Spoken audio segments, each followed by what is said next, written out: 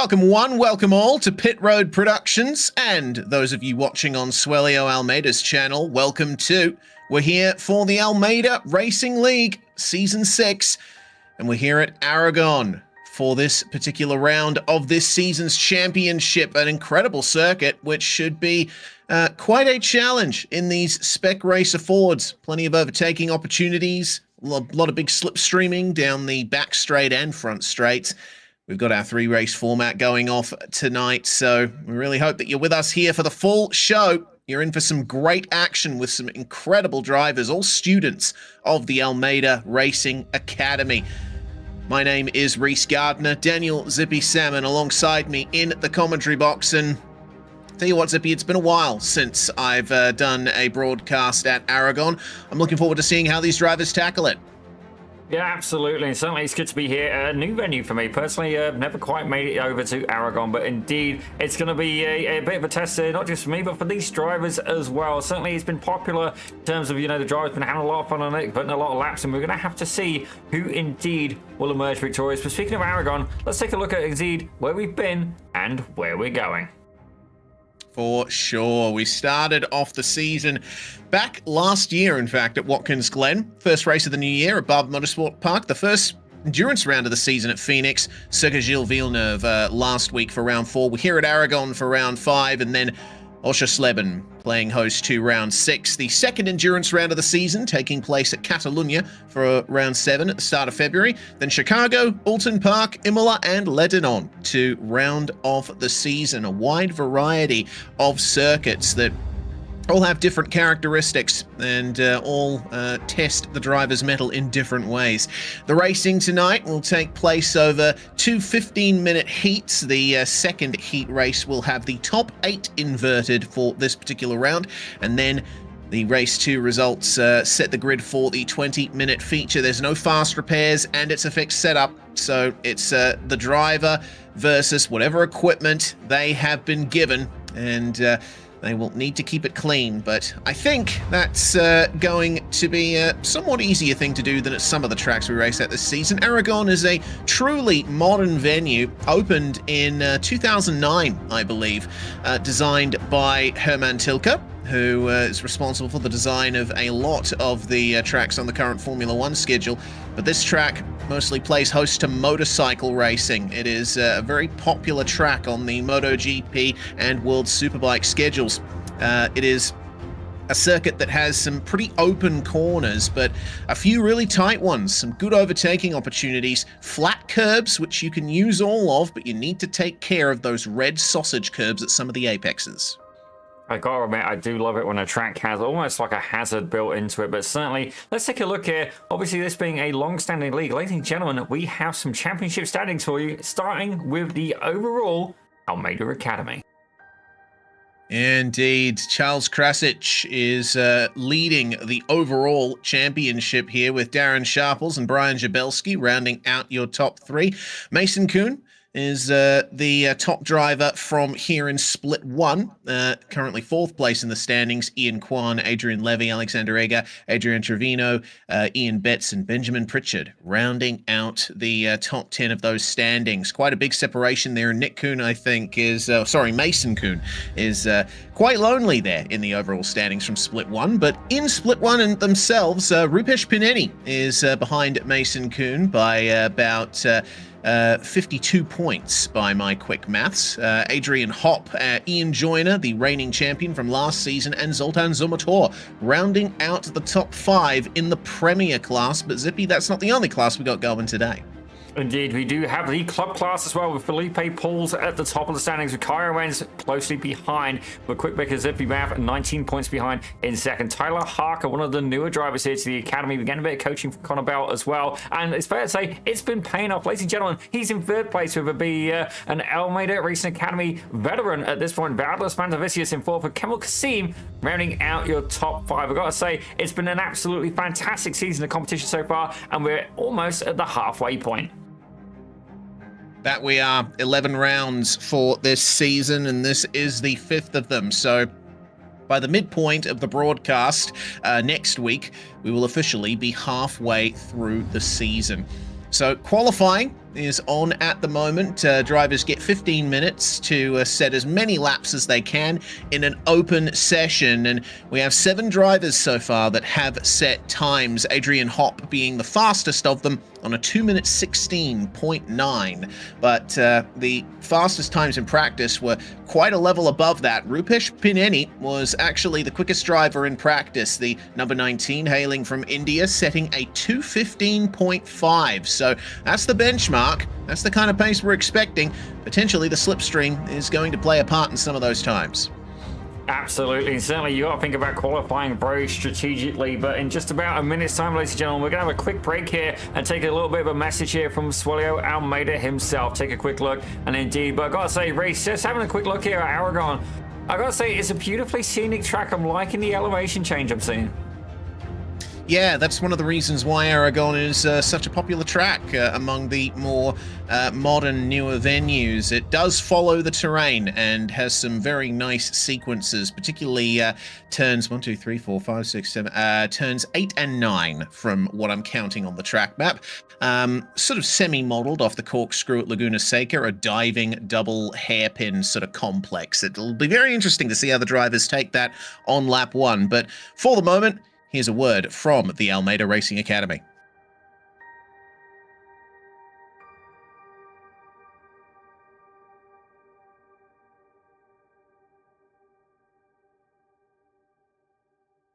Now he's here teaching all his secrets to all these drivers. This is Almeida Racing Academy, where every champion has a starting line. The sim racer turned real world superstar, Swelio Almeida. It's Connor Bell racing in his own backyard for the very first time in the NASCAR Canada Series. The workshops helped out so much. Something about battling with somebody faster than you, it just pushes you that little bit further, and I was able to just keep developing my skill. I can kind of commit more with the exit there. That was good. If you do take sim racing seriously, it does impact your racing technique for the rest of your life. I know how the car is going to perform around these corners because of the model I have in the sim. Just the benefit of sim racing when you go into real life, I don't think people quite realize it yet. You have infinite track time is the biggest factor. You are able to try so many things, and the physics that are simulated in the sim nowadays, especially iRacing, are so close to real life. Creating champions. Swelio Almeida is a master at his craft. He's outclassed a Le Mans driver, a European Le Mans Series racer. These guys are among the top 0.02% in the world. Designed to create champions. First NASCAR Canada start. First NASCAR victory for Connor Bell. Connor Bell standing on the podium here today.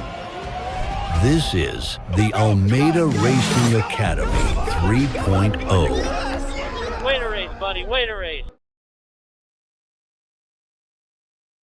Well, when we do a broadcast here in the Almeida Academy, we do like to take a tour around a lap of the track we're racing at. Adrian Hopp, the driver that we're focused on here, hopefully he'll commit to this one and give us a nice ride around Motorland Aragon. The lap really begins there at the exit of the hairpin.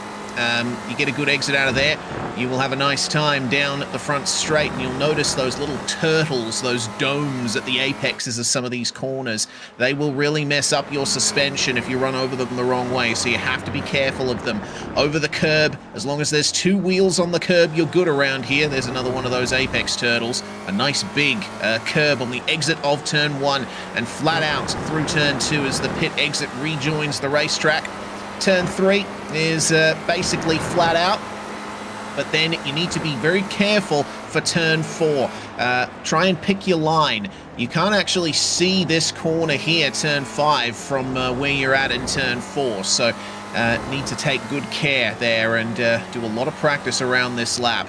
Out of the next corner we come, and down to what we think will be one of the good overtaking opportunities around the lap. Hopp running a little bit wide there, but then we come down to turn 8 and 9, which is what I was talking about before the break, Zippy. This is a lovely diving complex. It's easy to lose the rear end through here, but if you nail the exit and get your track limits right on the exit there, you'll have a very nice time for the rest of the lap. Yeah, definitely absolutely beautiful circuit, and indeed looks like we've got a nice bit of timing as well. Looks like the sun's either just going up or just going down. Certainly Reese will be able to check it on that very quickly for me, but I've got to say, this track looks like it's quite wide. I'm having a little bit of a wonder here. How many spec racer Fords are we going to see going side by side? 2 without a doubt, but are we going to see 3, potentially even 4 spec Fords, all fighting for the same piece of real estate on this beautiful racetrack? Yeah, it does narrow up a bit through this section, a little diversion off the back straight, but then here we are once again on that back stretch. You can pick up a little bit of slipstream along this section, and the highest speed point on the track leads into the slowest corner.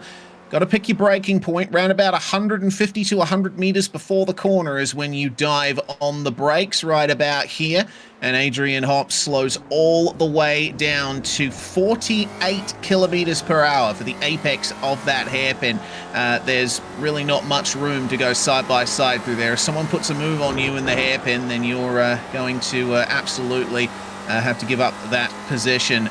So flat out through those final 2 kinks. Not much to say about those, but they could play a factor if side-by-side battles happen out of the hairpin. That is a lap of Motorland Aragon. Well, definitely one of the longer venues on the circuit, indeed, for the Spec Racer Ford. Definitely a track that would cater very well to something like Formula 1. I mean, it's got the real estate, ladies and gentlemen. Indeed, it does. But let's try and take a little bit of time here to feature some of the drivers who actually decided to go here on camera, ladies and gentlemen. Starting off with the one and only Mr. Cairo Wings.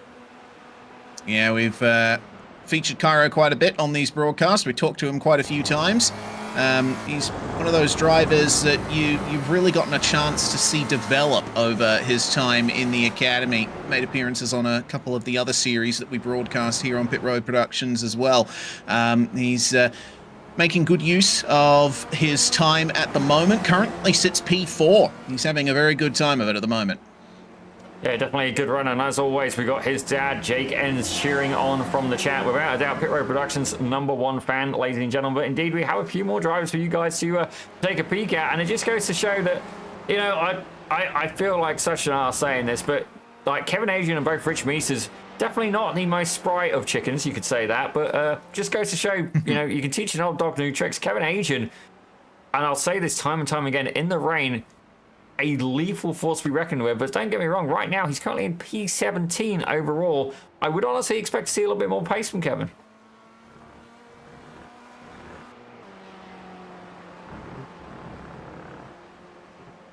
Well, you can see the fine gentleman himself there having a little bit of a solo run. No one else really to keep him company at this point, ladies and gentlemen. But right now, you can see the concentration in his face there as he looks to try and clip the apex. Yeah, indeed. I really hope that we do get a rain race at some point so that we can actually see what you're talking about with Kevin Adrian's rain talent there. He's certainly no stranger to success in this series. He is racing quite nicely in the club class, has taken a couple of club wins on his way through the last season and a bit as well. So I'm interested to see how he does here at Aragon. Oh, indeed, as I say that, I guess Rich Meester's feeling a little bit camera shy on this occasion as we go and head over to one of the more senior gentlemen there, as he is one of the drivers who actually races in VR as well, ladies and gentlemen. You can see there absolutely fantastic stuff as he is very much kitted out for the occasion. Yeah, absolutely, he is. Haven't taken the opportunity to see Rich Meesters on screen before, but it'll be good to see how he does here. He's absolutely going to be the man to watch for some pretty sick battles. He's always been involved in some fighting whenever we've gone to him on screen. Just 20 seconds remaining in qualifying, and we'll be getting ready to move on through to the race session. Looking forward to this one, Zippy. It's going to be a fun one. Indeed it is. As it currently, right now, Ian Joyner has taken the lead in qualifying. And saying that, Cairo Wren's currently in P4 overall and leading the club class for qualifying. But Tyler Harker able to sneak in 5th. But I say that, ladies and gentlemen, that is indeed the end of qualifying. Let's get ready for a race. Let's get ready indeed. And starting from pole position will be reigning champion Ian Joyner. Mason Kuhn alongside him, the championship leader of the Split 1 field. Adrian Hopp and Cairo Enza, your second row. Tyler Harker and Rupesh Pineni will be your third row there, with Zoltan Zomator and Barrett Brummett in the top 8. Bas Van Lee and Tuka Valkyasuo rounding out the top 10.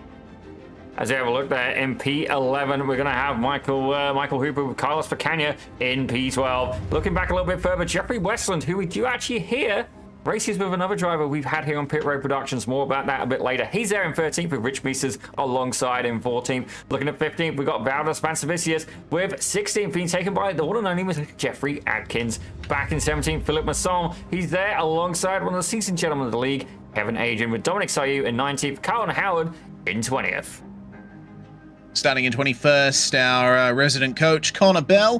Going to have Andrew Calabrese and Steve Saunders behind him. They did not set times in qualifying, and I don't see Saunders taking to the grid, but Calabrese has. So we will have 22 starters at the moment for this race. And getting on for the short formation lap here. This is just coming onto the back straight. We won't have very long to wait before they get those 4-cylinder engines revving as high as they possibly can. And I'm really interested to see how the run through turn 1 goes. You know, I have done races here before, but only in faster classes. This is a bit of a new territory for me here with the Spec Racer Fords at Motorland Aragon. But as you mentioned in qualifying, Zippy, it is a very wide track, so there should be plenty of room for the drivers to get their little bit of real estate out on track. Yeah, it's going to be an absolute belter of a race. And indeed, I'm looking forward to seeing the Spec Racer Fords run at what to me is a new venue as well. But look at the parking lot, ladies and gentlemen. Everybody has come out in force to see the Almeida Academy. And don't get me wrong, if you're looking at this thinking this looks like a lot of fun, and you know what, I could do with getting a little bit faster, you need to join the Academy. Ladies and gentlemen, if memory serves me rightly, they are currently doing a deal where it's just $25 a month. Now, that is a lot of potential teaching opportunity there. You get access to the content, the pit parties, you get access to the league. You know, that is so much for $25 a month. And indeed, I'm lucky to say that I'm a member. Don't get me wrong, I've not managed to get into it. I'm too busy doing the broadcast, but I've seen the results, ladies and gentlemen. Rich Meisters, Cairo Ends, you know, Kevin Adrian was already quick, but he got quicker despite that. It's absolutely incredible to see the talent here in the Academy. Well, it's time for the green flag. Ian Joyner still weaving all the way towards the green flag, and we are away already. Drivers fanning out to try and find their bit of real estate on the track. A big dive into turn 1 from Mason Kuhn. He wants to take that lead off Ian Joyner, but it's not going to happen. The reigning champion leads the way out of turn 1, and it looks like everybody's managed to get through turn 1 cleanly. Fantastic to see. But Kuhn is under pressure from Adrian Hopp and Cairo Enns on board with Cairo, as just trying to get back onto the racetrack there was the German in the number 51. Contact to the rear of Adrian Hopp in the braking zone, and trying around the outside is Rupesh Pineni, the driver who top practice. We got a car around. That's Tyler Harker. He has just definitely had an unfortunate incident there. Something happened with Kevin Adrian as well. He is right at the back of the grid, serving a little bit of damage on that left front, but absolute pandemonium here. But despite the melee, Ian Joyner has managed to pull away 8/10 of a second in the lead. Ladies and gentlemen, if he can break that draft, this could be a keen opportunity. Connor Bell, by some miraculous occasion, has managed to make it up 13 spots. We're not even at the end of lap 1. That's crazy. Up to P8, and they're only really halfway around the lap at the moment. That's crazy from Connor Bell. But I think he got at least one freebie from Kevin Adrian, who his incident, I've just gone back to check, actually happened on the formation lap. Well, here's a replay here from Connor Bell. Green flag goes, and he absolutely puts the hammer down, ladies and gentlemen. Foot to the floor. Let's give it some more. And completely using all of the track there as they go 3 wide, 4 wide in places through that turn 1. Ladies and gentlemen, this is why this man is an Academy coach. Look at the absolute sheer drive and determination. With the results, ladies and gentlemen, able to go and make his way through the field. Already up to P8 indeed.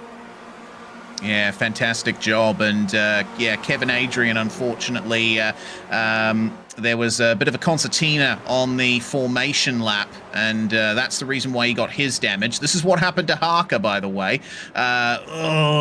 Getting his nose up the inside there. I understand why he went for the opportunity on Cairo Ends, but ultimately taking himself out as a result. I think he got a bit unstable over that sausage curb. Far from ideal for Tyler, but it's the end of lap 1.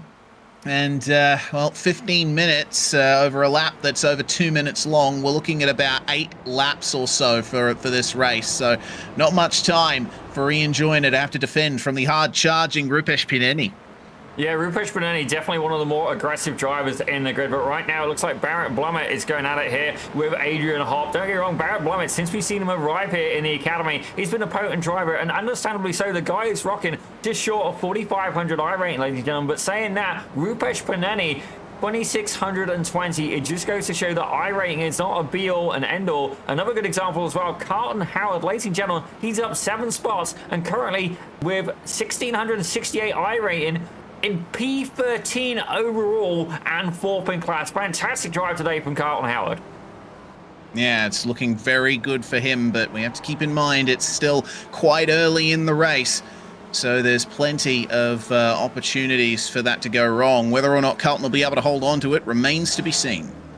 All right, now we go here on board with Tyler Harker. You can see Rich Meester's just a little bit ahead. Jeffrey Atkins applying a little bit of pressure from behind. Can he make a recovery? He's certainly down 11 positions. We saw why, ladies and gentlemen, but is he going to be able to do anything else with it? Meanwhile, Valdez Mansavicius, and indeed, I believe that is Michael Hooper, going side by side here through the left-hander. This is the diversion off the back straight, and Hooper has managed to get the move done nicely, but Valdez might be coming back at him here. Look at that dazzle scheme that he's got, and hello, we have another guy in the midst of all this, Jeffrey Westland, who's in P12 at the moment. Westland gaining 1 spot from where he started, not able to take too much advantage, but he sets up the corners nicely and he could have an opportunity. Meanwhile, behind them, Bas van der Lee in the red car, making the move on Carlton Howard for 13th. Yeah, don't get me wrong, these guys are indeed fine. It looks like we got Tyler Harker making a move on Rich Meester's just behind as well. Meester's there appears to be carrying a little bit of damage. Indeed, he does to the right front, and indeed the clamshell of that Spec Racer Ford. The Cool Camel appears to have been in a couple of battles there. That's a spin from behind. Who was that now? Adkins. It was Jeffrey Adkins, I believe. Oh, that's at the hairpin. Calabrese has picked up a mechanical black flag somewhere as well. We'll see what happened to Adkins here on the replay. Coming down into the corner. Did he get hit from behind? No, it appears not. He just went into the corner a bit too hot and the rear end let go. Indeed, definitely not the result he was looking for. Let's find out exactly what happened to Andrew Calabrese as well. So this is coming into turn 1. Cars get on the brakes ahead of him. He gets a bit unstable over the curb, locks up, and continues straight on. Bonk. Right, well, we know how he feels about that mistake. Well, definitely it's something that I can understand, but right now we're going to have a man who's going to be under pressure because, ladies and gentlemen, I'm going to remember Mike Sargent on this particular occasion. At one point, the Academy did offer bonus points for every lap you managed to hold off an Academy coach, and Mike Sargent, without a doubt, put on one of the best defensive games we've seen here. And right now, you can see here Connor Bell with a little bit of scarring on the right front corner, but indeed, he's managed to make it pay off for him, ladies and gentlemen. He's up 14 spots, all the way up to P7 overall, and now Barrett Blumett will be tasked with the challenge of keeping him behind. Flat out through this right-hander as they make their way to the top of the hill. Is there an opportunity here for Connor Bell to find his way through? Not quite. This is quite an open chicane that they go through on the way onto the back stretch, and it's often wise to stay behind here because there's a clear overtaking opportunity at the hairpin. You'll notice as well that Rupesh Pineni has moved into the lead versus Ian Joyner, and he did that by doing exactly what Connor Bell is doing right now, picking up the slipstream and moving past on the way into the hairpin. He's ahead by the time they get to the braking zone. I wonder if there's going to be a battle here between them. It was briefly 3 wide for the lead. Mason Kuhn finding his way to second place.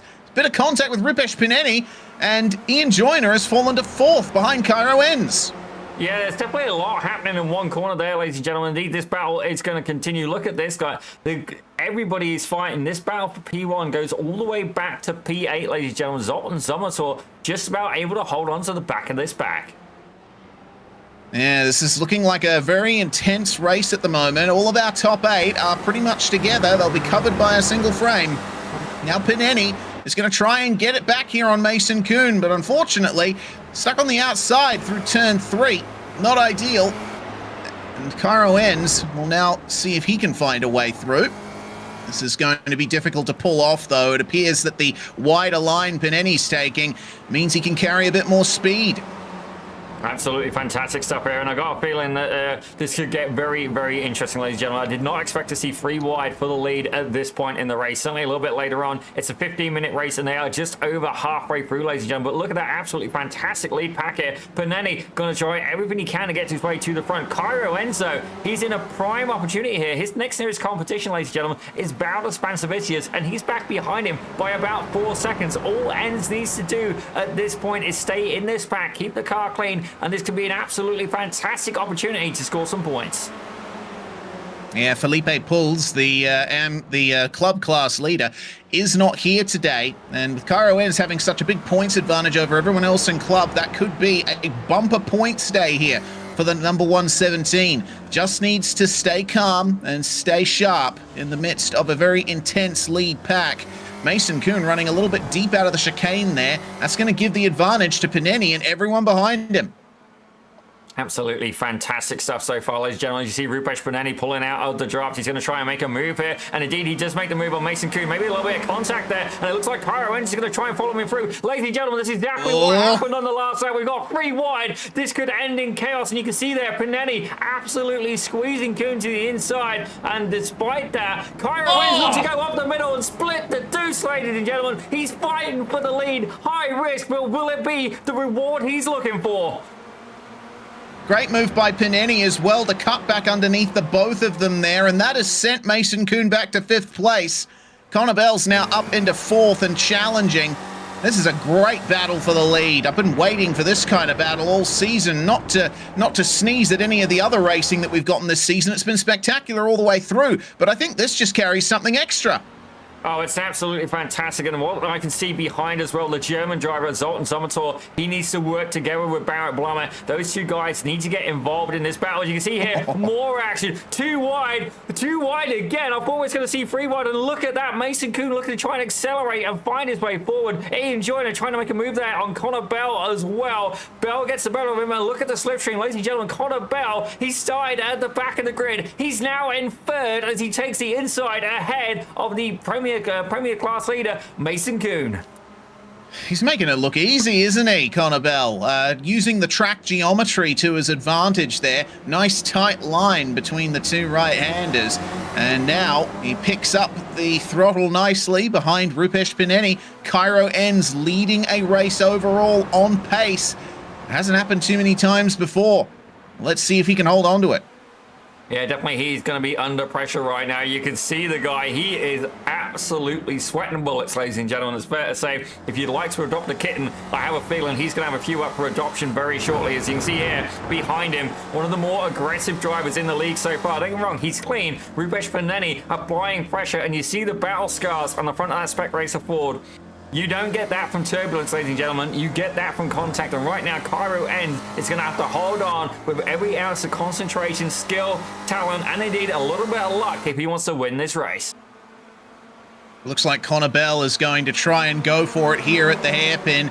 Bump drafting between Rupesh Pineni and Cairo Enns. They're trying to help each other out in the face of the coach going for the move. But now Pineni switches sides and tries to get up the inside of Enns at the hairpin. Cairo's going to try and hold on to it around the outside, but that's almost impossible to do at that corner.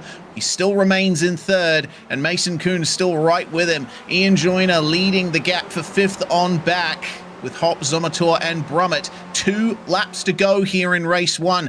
And it looks like Joyner is not quite getting the exits out of the corners that he needs. Across the line for the leaders, meanwhile, and Cairo Enns having to look up the inside of Connor Bell there, but unsuccessful in getting past, and Rupesh Pineni's gone back past him. My goodness, that is a big hit there for Barrett Brummett. Yeah, that's definitely not what he had on mind there. I'm not quite sure exactly what happened. We'll take a look in just a second here. But right now, these guys are absolutely duking it out. Conor Bell now, he is no stranger to pressure. Ladies and gentlemen, on his NASCAR Canada debut, he did get a penalty. And despite that, he still won the race. And this is exactly the kind of talent we're seeing here, as Rupesh Paneni is still very much in the fight. Kyra Enns as well. But Mason Kuhn goes a bit wide and drops back. He may have indeed lost his pack and be under the clutches very shortly of Ian Joyner, Adrian Hopp, Zoltan Zomator, and indeed Michael Huber. 3 German drivers accompanying Ian Joyner, all looking for a slice of the action. Yeah, it'll be interesting to see what happened to Barrett Brummett on the way into turn 1 there. He was right in the mix with Hopp, Zomator, and Joyner. What happened here? Did he get on the brakes a bit too late? Oh, Joyner moved across there. That's not he Joyner. got on the... oh, no, it's not. My apologies. It's Zomator, right? I think it's Zomator, Valdes, Pansavicius. Don't quote me on that, but definitely, unfortunate, ladies and gentlemen, indeed, Barrett Blummet will not be happy with that incident, understandably so, but definitely a chance for review. Ladies and gentlemen, top piece of advice, keep your relative up when sim racing. Can give you a good idea about where cars are around you, but right now, Conor Bell, he's looking to do the last to first challenge. He's done it in NASCAR Canada, ladies and gentlemen, but can he do it here in the Almeida Racing Academy at Aragon? Yeah, that being said, though, I have noticed drivers getting unstable over the curb on the entry to turn 1. That might have been what caused that crash. We don't want to go too far one way or the other. Apparently, neither do these guys. Too wide for the lead. Conor Bell defending the inside from Rupesh Paneni. Cairo Enns all the way on the lock stops there. You really got to crank the wheel to even stand a chance of getting through that hairpin. And now, neither of the leaders have much of a slipstream. Cairo Enns has the advantage, and he will get alongside Rupesh Paneni on the way down the front straight as the white flag flies at the flag stand. 1 lap to go. Can Enns go for it here versus Conor Bell? Once again, a bit of instability across the curb there. And Cairo Enns still on the inside of our head coach here, or one of our coaches here at the Almeida Racing Academy. This is going to go all the way around this final lap, and Mason Kuhn is back in the fight as well. Attaboy, Mason. He's looking to try and regain that lead, ladies and gentlemen. But certainly, you can see there, Cairo Enns demonstrating exactly how useful traffic can be. Rupesh Paneni had the drop, but he had absolutely nowhere to go. Conor Bell did it just a few laps ago as well. This is prime racecraft at its finest, ladies and gentlemen. But can Conor Bell hold on? We got 2 Canadians at the front of the grid. Can they hold on and take a victory here for the Maple Leafs? Anybody who knows hockey knows the Leafs do not often get a score. But can the Canadian Maple Leaf indeed get 2 of the 3 podium spots? That is the question. Conor Bell, winner in the academy and a winner in the real world as well. Cairo Enns has yet to visit the top step of the podium. Rupesh Paneni has taken wins thus far as well, and Mason Kuhn, of course, is the Split 1 championship leader. What's going to happen here? Paneni having half a look up the inside of Enns. They've allowed Conor Bell to get away there with that tiny bit of side-by-side. Enns was as late on the brakes as he dared. Now he's going to have to depend on the slipstream to have any chance of getting this. Yeah, definitely. This is no doubt a stressful moment if you're driving one of those cars. Conor Bell is going to be pretty relaxed at this point. He's got the experience, ladies and gentlemen. Indeed, a lot of these drivers, without a doubt, some very talented individuals. But right now, Rupesh Paneni, he's 2600 IR, ladies and gentlemen, and he's battling with some titans in the field. And indeed, right now, he's currently there in P3, but he's dropped back about 6/10 of a second here. Cairo Enns got a much better exit, and indeed, this could be an opportunity here. Are we going to see one hell of a send from Rupesh Paneni? As that's contact! Goes into the back. Rupesh Paneni says thank you very much, and Mason Kuhn looking to try and capitalize and get some points as well. Oh, wow, there's the change there in the dying corners of the race. Can Cairo Enns hold on to a podium position, or will Mason Kuhn get the slipstream and get past him? Conor Bell crosses the line and wins race 1. Rupesh Paneni in second, and Enns manages to keep Mason Kuhn off the podium. What a fight there on the final lap. Enns, unfortunately, just a bit too late on the brakes at the hairpin, got into the back of Bell, and Paneni was there to pick up the pieces. I gotta say, fair play to him. What an absolutely fantastic race. Despite the fact it wasn't the win that he was looking for, it was no doubt an absolutely valiant fight. Like, fair play to him. Without a doubt, his best race we've seen here on pit road. For sure. Just a couple of cars left to get across the line, and we can go through our results for race number 1 from 21st on the grid as Kevin Adrian gives us a show there in the runoff area at turn 1. Connor Bell will take the win with Pineni and Enns completing the podium. Enns wins the club class. Mason Kuhn and Ian Joyner rounding out your top 5 there. Zoltan Zomator, Adrian Hopp and Michael Hooper. 3 Germans in a row, 6th through to 8th. And Valdas Vancevicius, the Lithuanian, in P9 with Jeffrey Westland managing to make it to P10, up 3 positions. Not bad.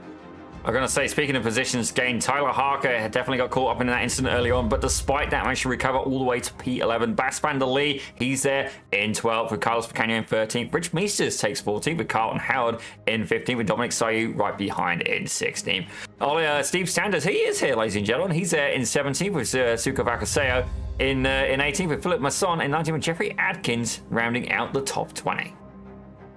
Yeah, Kevin Adrian, unfortunately, with contact on the formation lap, had to settle for 21st in the end. Barrett Brummett a lap down with his unfortunate crash.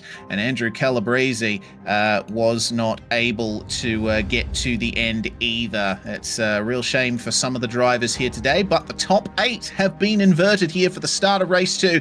That means that Michael Hooper is on pole alongside Adrian Hopp with Zomator, Joyner, Kuhn, Enns, Pineni and Bell rounding out your top 8 on the grid, but you'll see that Bell has stopped over the side of the track there on the blimp shot in the background. He is going back to the rear of the grid to do it all over again.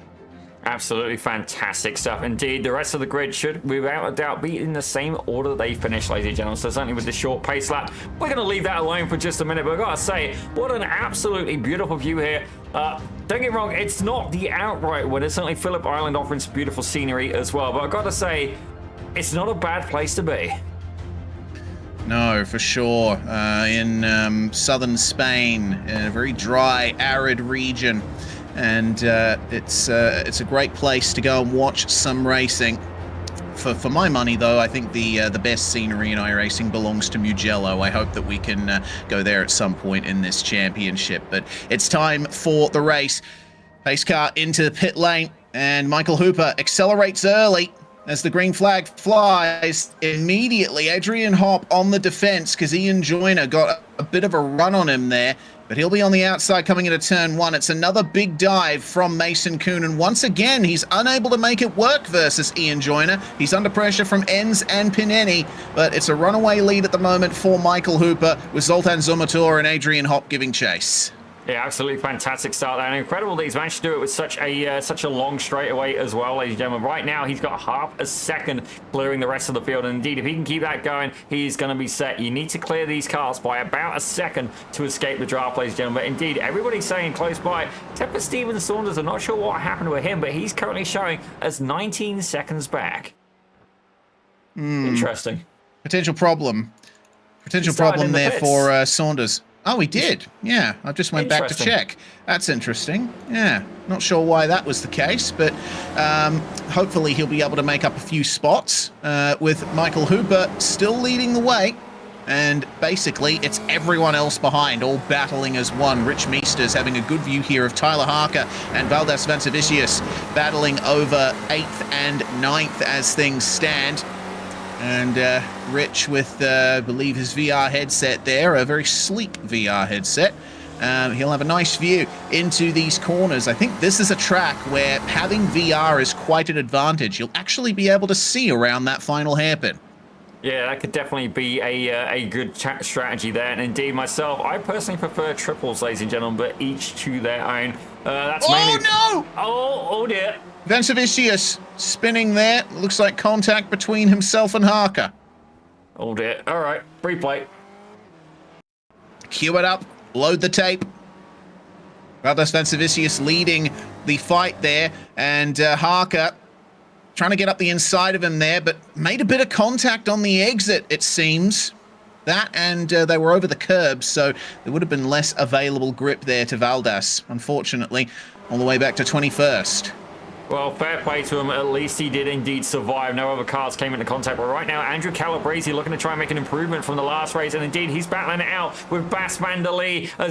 Saying that, wow, attaboy, he's up 11 positions. Ladies and gentlemen, he is a hard charger in the field right now and doing an absolutely fantastic job. But don't get me wrong, he's got Carlton Howard ahead of him in that beautiful green liveried Almeida racing car. Can he make his way forward and make his way again towards the top 10? Rich Meese is currently holding on to that spot. Yeah, this is a really good run from Calabrese, and makes me wonder what race one would have been like for him had he not crashed out. He definitely has the pace to work things nicely here. It looks like Cairo Enz and Zoltan Zomator are losing spots, and it would appear that there was some kind of issue out of this corner we're coming through at the moment. Not quite sure what's going on there. Looks like Zoltan Zomator's problems are continuing. He's off the circuit, and so is Enz. Enz has stopped there and sideways. What's going on here? Well, definitely, it was good to see him on the podium. But ladies and gentlemen, let's find out exactly what happened here to Cairo Enz, driver of the 117. You can see Jeffrey Westland there alongside Enz on the inside, and it just looked like it looked like Westland didn't even see he was there. Yeah, looks like it. Enz was definitely alongside. He was past the halfway point of Westland's car at the time of contact. Yeah, that's, I think, just an unfortunate incident between the two of them. A lucky escape, though. Yeah, I have a feeling Westland maybe got a little bit of a slide going as well. I could just hear it starting to break traction as well. Indeed, definitely not the result he was looking for. Let's check in back with the lead packers. Indeed, Michael Hooper has managed to extend the gap to about 9/10 of a second. Oh, my gosh. Oh, that's Westland and Calabrese off the circuit. So Westland's troubles have continued, and this time Calabrese gets involved as well. It'll grant a freebie to many drivers there, including Carlos Facania. The Brazilian, currently in P12. Westland, it appears, spun by himself. Now, how does Calabrese factor into this? Yeah, I'm just trying to work that one out as well. Well, we'll find out in just a couple of moments. And Westland keeping his slide going on the grass. Unfortunately, might not be able to get this replay for you all. So I'm going to go back myself and check what happens, Zippy. Well, by all means, thank you very much, ladies and gentlemen, for Mr. One and Only Reese Gardner. But right now, let's indeed return to the lead battle as Michael Hooper is starting to feel a little bit of pressure. Last season's champion, ladies and gentlemen, I'm forgetting it. Well, it's 2026 now, and indeed, I am an old man at heart. Last season and last year's champion, ladies and gentlemen, Mr. Ian Joyner, certainly starting to apply the pressure now. He's got that gap down to under 0.3 of a second. Indeed, Adrian Hopp looking to try and stay with him as well. Rupesh Paneni, however, back 1.9 seconds from Adrian Hopp. He's going to have to work very hard if he wants to find his way up onto the podium. Yeah, it's a tough job from here because Paneni doesn't have any slipstream off anyone in front of him, so he might just have to work together with Mason Kuhn to catch up to these guys. Goes a bit wide out of turn 9 and might give a big advantage here to the Split 1 championship leader. Problem for Carlton Howard as well. He's falling down the order. Something's gone very wrong for him. Connor Bell with a slowdown to his name, evidently trying to avoid all of that. I did go back and check to see what happened to Calabrese. It was nothing too drastic, no contact or anything. Did the same thing Westland did, just spun, like Kevin Adrian apparently just has. Yeah, definitely a few drivers there really pushing the cars, pushing the limits of grip indeed. But definitely glad to hear that Calabrese didn't get involved in too big an incident. But right now, Rich Meese is... he's pretty much running solo at the minute. Not really anybody too far ahead or behind. But look at this, though. Carlos Facania is very much... he's bringing a whole fleet of cars with him, ladies and gentlemen. P8 all the way down to about P13. Very much in the mix. As indeed Bas van der Lee going side by side with Zoltan Zomator. And both of them gaining on the Brazilian driver ahead. Look at three wide behind. Yeah, well, that's Bell, Westland, and Brummett. Bell on the inside and gets the move done on the two of them at once. And now right with Bas van der Lee. This is Westland's view of things. And, well, if it weren't for his troubles, he'd be a couple of positions further up the road. But he has an opportunity to tow himself along in the slipstream here as these guys try to make their way forward to Rich Meesters. But it doesn't look like they're able to really match his pace. They're too busy battling with each other at the moment. They are costing themselves time. Meesters set a 2:17.0 on the last lap. All of these guys were about a second or more slower. Yeah, Meesters definitely getting some pace out of that right now. And indeed, if you go below P8, there is a huge field of cars in the 218 region for a good margin, ladies and gentlemen. Indeed, they are slowing each other down by fighting. But right now, I've got to say, the fastest lap in the race is held by this man. No surprises by too many people. Ian Joyner making it into the 215s, ladies and gentlemen, with 215.9. Excellent pace from Joyner, gaining some good slipstream off Hooper. Getting very unsettled over the curb there was Zomator as Westland makes the move on him at turn 8. It's nicely consolidated there. Connor Bell now getting towards the head of this pack. Seems that Carlos Facania has just been minding his own business at the front of this fight. Hasn't been involved in any real overtakes there. And it would appear that everyone behind him has been more than happy to do all of that hard work.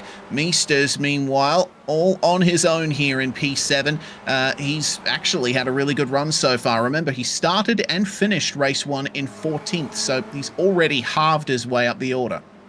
Absolutely fantastic stuff there from Rich Meesters. But right now, let's take an eye here with Kevin Adrian. Indeed, he's going to be looking to try and make a recovery. Despite the fact he had that off, he is up 3 positions of Philip Masson. Not quite sure what happened there, but had to end up going a little bit deep. And right now, Kevin Adrian able to sneak through. But right behind him, he's got Calabrese and Masson, both looking to try and take that position back and make their way up towards the top 17. Change for the lead as well. Ian Joyner gets past Michael Hooper, and that was a slipstream pass into an outbraking at the hairpin. So the 3 laps to go now with Joyner in the lead, and it would appear Mason Kuhn has no chance of catching up to these guys, and he will lose a few points out of this one. He's going to be going almost 3 wide there with Rupesh Paneni and Tyler Harker. Into turn 1 they come behind, and it looks like Kuhn is going to lead the way out up to P4. Not bad. Nicely done here, as indeed Rupesh Paneni is going to be keen to try and find his way forward. Tyler Harker as well, definitely a student who has been making quite the entrance here. He's currently leading the club class, ladies and gentlemen, with the next nearest competition being Carlos Facania back in P10. So certainly a little bit of a shake-up here for the second race of the morning, the afternoon, or indeed the evening, wherever you may be. Oh yes, for that matter, I just remember you asked me about that in qualifying. Race 1 was around about 3 p.m. in sim time, and here in race 2 it is 5 minutes to 4 in the afternoon. This being January in Europe, the sun is quite low in the sky. Indeed, it looks like something's happened with Dominic Sayu. Meanwhile, though, Carlos Facania, oh my word. Carlos Facania, Jeffrey Wesson, Zoran Zomato, and indeed Bats van der Lee all fighting for the same position, that is E9. Yeah, it was wide for Facania there through turn 8. Connor Bell made his way past him earlier in the lap, it looks like, and he's already skipping away in P8. He's going to be giving chase to Rich Meesters there. But Carlos is going to be keeping Jeffrey behind him. At least he'll be hoping that's the case. But a braking zone coming up. Can Westland get it done here? This will be the question. Cairo Enns gets it done on Barrett Brummett at the front of the pack, and it looks like Westland is through on Facania. Absolutely fantastic stuff, and I'm starting to see, I think you can start to get moves done in the braking zone and almost get a slingshot for the next corner as well. I'm seeing quite a few of buy one, get one free kind of maneuvers there as Enns looking to try and continue making that advancement forward. He's currently P3 in the club class, ladies and gentlemen, with Jeffrey Atkins about 2 seconds behind. You can just see him there in the shot, ladies and gentlemen, in that beautiful purple car. That just appears to have maybe a smidge of damage, but don't quote me on that right now. But indeed, there is incredible battles going on with Carlos Facania leading it from P9 all the way down to P14, ladies and gentlemen. Yeah, lovely battling going on here. Mega close quarters into the hairpin. No chance for Westland to get past the Brazilian there. But the German, Zoltan Zomator, is waiting in the wings. Looks like there's some trouble behind. Turco Valkyasuo has lost a couple of positions as the slipstream is picked up here down the start-finish straight. Still plenty of racing left to go. 2 laps remaining. Meanwhile, it would appear that Kevin Adrian here trying to make the move on Turco Valkyasuo. Driver slow on the way into the hairpin. No, I think Valkyasuo outbraked himself. Yeah, thankfully no contact there, ladies and gentlemen. But indeed, let's go and check in back at the leader as Ian Joyner is starting to pull away, ladies and gentlemen. He's pulled up about 4 tenths, 5 tenths per second, depending on the lap. But the good thing is these two drivers, they have the potential to work together. Are we going to see a little bit of camaraderie there between fellow countrymen of Michael Hooper and Adrian Hopp? But Hopp, he's currently about 4 tenths back. He's going to need to catch up if he wants to try and help the 22. Are you saying that he needs to hop to it? Oh my gosh. Shame on you, Reese. Thank you very much. Thank you. I'm here all week. Let's make a kangaroo joke next. Yeah, we're a bit far away from Australia at the moment. Well, we'll get things started here for this lead battle in the final 1.5 laps of this race. And Ian Joyner has been unwilling to give up the lead for the most part. Michael Hooper did try to pass him back on the previous lap, but Joyner wasted no time getting back by him. We'll keep an eye as well on this pack for P9. Westland leading from Zomotor, Fakanya, Enns, Van der Lee, and Brummett. All in a line from 9th down to 14th. Who's going to get the best out of this one? Enns, I think, on pace, he's shown himself to be the fastest of this pack. But can he maintain it? It looks like there was some contact for the lead in a straight line. Michael Hooper and Ian Joyner side by side again through the hairpin. Adrian Hopp is going to try and get his way alongside, but it's a bit hard to do when the track bends that way. White flag in the air, and Ian Joyner will lead across the line, but he's got Hooper and Hopp right on his tail. I got a feeling this is going to get extra dicey. You can see a second battle emerging behind Mason Kuhn, Rupesh Panani, and indeed Tyler Harker. I have a feeling that this one may not emerge very cleanly. As you can see, Rupesh Panani very much getting the elbows out, ladies and gentlemen, as they make their way around turn 1. Oh dear. Oh dear. Loving this. Tyler Harker willing to stick his nose in there. Rupesh Panani, though, seems calm and collected ahead of Mason Kuhn here. Mason is the one who's trying to find his way past, and Panani's doing a good job of putting his car in exactly the right spot. He's defending at every corner and leaving Kuhn frustrated on the exits. Well, multiple battles happening, ladies and gentlemen, but indeed we're going to return to the lead battle for the conclusion of this race. Michael Hooper has managed to find his way to the front of the pack. He started P1 with that invert grid. Can he deliver on that, ladies and gentlemen? Ian Joyner currently up 2 spots regardless, but indeed a force to be reckoned with. Can Adrian Hopp find his way into the mix here as well? He's had great pace as well, but can he find his way and potentially slingshot the pair of them and make his way to the top step? We're going to have to find out as the last couple of corners are about to get underway. Here we go then. Defensive from Michael Hooper. He didn't have the best exit out of turn 9. Joyner almost thought about moving to the inside there, I thought, but that's just the way the track bends once again. It's all about the exit from this set of corners coming up right here. Joyner a bit later on the brakes than Hooper, but as long as you can brake early, turn in early, accelerate early, you will have the run, and that's exactly what Hooper's done there. Nice exit versus Ian Joyner, but now the slipstream beckons. Yeah, I have a feeling that Ian Joyner has definitely planned this out, and indeed Adrian Hopp as well. As here we go, here comes a move from Joyner, as we're going to see 2 wide, ladies and gentlemen. Are we going to see 3 wide? Adrian Hopp lurking in the background. Is he going to go for it? He's applying pressure there, and you got to wonder, is there anywhere really for him to go? As Michael Hooper will indeed take the long way round. A little bit of a squeeze there, and you got to wonder, can Adrian Hopp maybe give him a little bit of a shot there? Hooper over the curb, but Joyner finds his way up into the top step of the podium. It does indeed. Fantastic drive from Ian Joyner.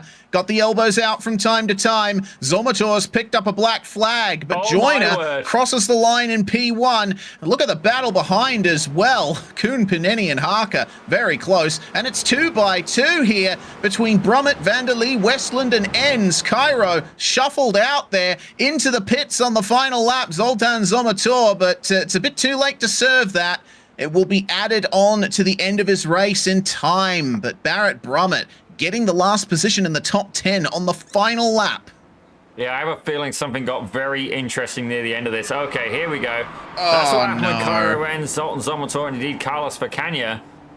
That would explain why they got a warning, ladies and gentlemen. Then you see Barrett Brummett there in the background as well. He getting caught up, and then, oh my giddy aunt, ladies and gentlemen, the carnage unfolds. Yeah, oh, there was a bit of contact there between Inns and Westland through the final couple of corners. Zomator, I think, went over the incident limit thanks to that little bit of contact, which he really was an innocent victim of. Zomator didn't really play any part in that contact. He was just in the wrong place at the wrong time. But that's just how it goes sometimes. Oh, my word. Oh, yeah, okay. That looks to be, is that Domenico Sayu coming across the line indeed. there? He definitely wins the open spec, open concept spec racer Ford award that we're going to have today. But fair play to him. But indeed, we should probably take a look here at the results. Yep, Ian Joyner started 4th, finishes in the lead with Michael Hooper and Adrian Hopp joining him on the podium. A great three-way battle between those drivers. Mason Kuhn winning the battle with Rupesh Panetti and Tyler Harker for P4, and Harker wins the club class with Meesters, Bell, Fakanya, and Bromett rounding out the top 10. So we'll look there in P11, Bas van der Lee. He takes that with Jeffrey Westland in 12. Cairo ends, despite the contacts, able to get 3rd in club class. A great points haul there. He's going to be enjoying that, and indeed P13 overall, with Kevin Adrian right behind in 14th. Jeffrey Atkins takes 15th with Philip Masson in 16th. Valdis Fansavicius, the man himself, in 17th with Andrew Calabrese, the Canadian driver, in 18th. Carlton Howard takes 19th with Steve Saunders, for some reason starting from the pits today, in 20th. Zoltan Zomator had time added on to the end of this race thanks to his black flag, and he'll be classified 21st ahead of Domenico Sayu, and Tuka Valkiasuo does finish the race, albeit 1 lap down, I believe. So not ideal for the Finn, but he certainly has potential for top 10 pace, so should be nice to see him get back on track in the final race, which is going to be coming up soon here, Zippy. 20 minutes on the clock for it. That's an extra 5 minutes to sort those battles out.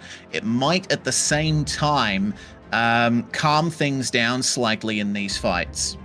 It might, but I have a feeling it's going to be even more action, ladies and gentlemen. Indeed, this has definitely been my first time here at Aragon, but indeed, I'm absolutely loving it. The Spec Racer Ford and indeed the Almeida Academy delivering some fantastic racing action. Ladies and gentlemen, if you want to be part of this league, if you want to go faster, if you want to improve your racecraft, not just in the sim, but in the real world as well, you need to be part of the Almeida Racing Academy.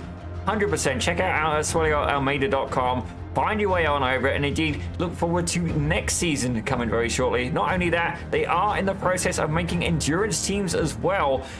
I've been lucky enough to get in on one of them. Reese, we should probably get you in on that as well, actually, come to think of it. It'd be good to... Reese can actually drive very, very well, ladies and gentlemen. He's a talented individual, much more than myself. But in the meantime, though, let's maybe have a chat here from the man himself, Mr. Swellio Almeida.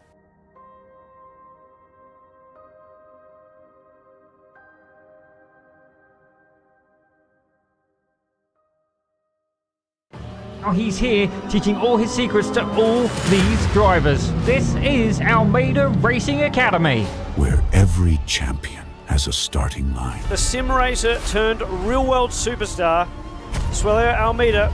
It's Connor Bell racing in his own backyard for the very first time in the NASCAR Canada Series.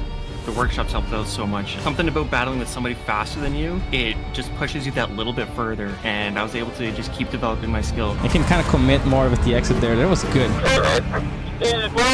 If you do take sim racing seriously, it does impact your racing technique for the rest of your life. I know how the car is going to perform around these corners because the model I have in the sim. Just the benefit of sim racing when you go into real life, I don't think people quite realize it yet. You have infinite track time is the biggest factor. You are able to try so many things, and the physics that are simulated in the sim nowadays, especially iRacing, are so close to real life. Creating champions. Swellio Almeida is a master at his craft. He's outclassed a Le Mans driver, a European Le Mans Series racer. These guys are among the top 0.02% in the world. Designed to create champions. First NASCAR Canada start. First NASCAR victory for Connor Bell. Connor Bell standing on the podium here today. This is the Almeida Racing Academy 3.0. Wait a race, buddy, wait a race. You're watching the Almeida Racing League here on Pit Road Productions and Swellio Almeida's channel. whichever platform you are from, we welcome you if you're just joining us. My name's Reese Gardner, Daniel Zippy Salmon alongside me in the commentary box. We're here at Aragon for round 5 of the 6th season of the Almeida Racing League, the 2nd season that we've been running the Spec Racer Fords as the car of choice, and it's a decision that we've been happy with from the moment it was announced. We definitely know the potential for these cars to provide fantastic racing, and the students at the Academy have really shown what they can do in these fine machines. We're getting ready for the start of the final race of the day here. The 20-minute feature is upon us, and the grid will be set by the results of race 2. So get ready for the run into turn 1 one final time here before we pack up and get ready for next week. Ian Joyner and Michael Hooper are your front row, with Adrian Hopp and Mason Kuhn on the second row. Rupesh Paneni starts 5th alongside Tyler Harker, who has pole in the club class. Rich Meesters and Connor Bell starting P8. I would imagine Bell is going to drop to the back of the grid again. Carlos Facania and Barrett Brummett round out the top 10. As we have a look there at P11, it's going to be Bas van der Leet alongside Jeffrey Westland in 13th. We're looking a little bit further back. We're going to have the one and only Cairo enter Kevin Adrian alongside. Jeffrey Atkins takes 15th with Philip Masson in 16th. Valdez Vanisavicius, he's there in 17th with Andrew Calabrese in 18th. Carlton Howard takes 19th with the gentleman himself, Mr. Steve Saunders in 20th, with Zoltan Zomator in 21st, Dominic Sayu taking 22nd, and indeed Tuka Valcaseo, just one of the Finnish drivers we got here today, in 23rd. Yes, all the way at the back of the grid, but I hope that he'll at least be able to make up a few positions out of this one. There's a few drivers who will be feeling quite embattled out of this one. Zoltan Zomator, I remember he started 3rd for race 2, but some incidents and a black flag for breaching the incident limit, putting him back to 21st place. Also dropping positions in the races, Carlton Howard and Andrew Calabrese. And remember, Calabrese made up a ton of positions in race 2 before he unfortunately fell by the wayside. So let's see if he can take advantage of this one more chance to get that done. The drivers are really aggressively weaving this round. It would appear the track is quite cool. It is 21 degrees Celsius here, as it's now 10 past 5 p.m. in sim time. It's the end of the day here in virtual Spain. Let's see what Motorland Aragon will bring to us here for the final race of the day in round 5 of the Almeida Racing Academy League Season 6. Joyner once again weaving all the way to the green flag, accelerates away, and we are live for the last race. A good battle forming between the Germans already. Michael Hooper versus Adrian Hopp into turn 1, but Mason Kuhn, he's in all 3 races today. Made a big dive at turn 1. This time it doesn't work out for him. He spun around on the exit. Yeah, that was definitely a high-risk, low-reward strategy for him there. But right now, Ian Joyner is currently leading the race. He's managed to hold on. Adrian Hopp not able to stay with the lead 2 there on this occasion. They're currently getting away by about 6 tenths per second, but the entire field all close together except for Mason Kuhn. Indeed, Valdez Vanisavicius as well. He's dropped back, and indeed, I believe he may have indeed be out of it at this point. Meanwhile, let's return back to further through in the pack here as these drivers are all duking it out in this final race of the day. The sun is going down. Yeah, it's going down wherever you look as the field tries their best to keep things clean here on lap 1. As we keep our eyes peeled on Rupesh Paneni here behind Adrian Hopp. A slight wiggle there for Tyler Harker. He's going to open things up to Connor Bell, who decided to take his starting position for this final race. I'm sure he'll try to put the move on here at turn 11. Big question is, are you brave enough to do it on lap 1 with the tyres this cold? Evidently not, even if you are the coach in residence. Yeah, indeed, that comes with wisdom there, and indeed, we've got a lot of wisdom in this man, at least going by his date of birth. I'm so sorry, Rick. I can't cook, but I sure can roast, ladies and gentlemen. Indeed, Rich Meesters there, rocking the VR livery. He's currently doing well, and actually, as I say that, we got a couple more drivers who have joined the driver camps, ladies and gentlemen. It would appear we have. Well, as we come to the end of the first lap here, the hairpin being the braking zone of choice for these big moves. Gotta wonder if anyone's going to hint at something. I thought Bell was going to do it there on Tyler Harker, but apparently not. Hooper has gone wide. Adrian Hopp has gone wide in the hairpin, and that's let Rupesh Paneni through to third place. We'll see what they can do here at the front, because it looks like Joyner and Hooper might run away with it if they don't sort themselves out. Yeah, definitely got to think about the long game, especially being a 20-minute race. If memory serves me right, these drivers will indeed have to make a pit stop, ladies and gentlemen. Personally, I think that is fantastic. It definitely adds another element here. So Ian Joyner, he's going to have a hard time saving fuel, not just by leading the race, but indeed having Michael Hooper, Rupesh Paneni, and indeed the rest of the entire field chasing him in pursuit. Yeah, this is looking like a nice pack for the front of the field. I don't think there's going to be a pit stop in this race. We only see pit stops in the 40-minute features and the 1-hour endurance rounds. So, yeah, that is going to be a slight correction there. But regardless, we're going to be seeing a good sprint here once again. It's been non-stop action at this track so far today. And I'm sure this final race is going to bring even more of that. Just having said that, there's some action. Jeffrey Adkins is towed back to pit lane, and we'll see what happened to him here. Gets over the curb, very unstable, and the Armco was there to greet him. Well, fair play to him. He did at least get caught, but not by a soft velvety glove. Indeed, was a piece of Armco. Definitely steel is not quite as soft as you would want in that scenario. But Valdez Vansevicius definitely appears to have left, ladies and gentlemen. Certainly disappointed to see that there. It looks like Steve Saunders now getting into a battle as well. Indeed, he is. Look at the man go. Oh, my word! Oh! That's Colton Howard. He's managed to keep it out of the tire barriers. Very nice recovery. But, yeah, I don't think he'll be too happy with how that went down. We'll get a replay of that one. Man, okay, a little bit of a tap to the side of, I don't even know who that was. Was it Saunders, I wonder? Masson. A little overcorrection there. Philippe Masson, yes. So, Carlton Howard manages to find that tarmac access road just in time, and will move back onto the track. Masson still fighting hard here with Steven Saunders on the way into the corner, but it's 3 wide. A big move up the inside from Mason Kuhn, who's trying to make a recovery from his error at turn 1. Just for context, Valdez Vansevicius, his connection actually dropped. He didn't leave by choice. Oh, definitely. I can definitely sympathize for that, ladies and gentlemen. Certainly, it's been it was a rough week for Pit Road Productions, but a huge thank you there to our friend Rob for helping us keep the show going. As indeed, for a second there, I thought they were going to go 4 wide, but indeed, Steve Saunders getting into battles. It's good to see he's out, and not only that, did not have a pit lane start on this occasion. Yes, for sure. Looking nice for Steven at the moment. Up 2 positions from where he started, and in the middle of a nice battle pack.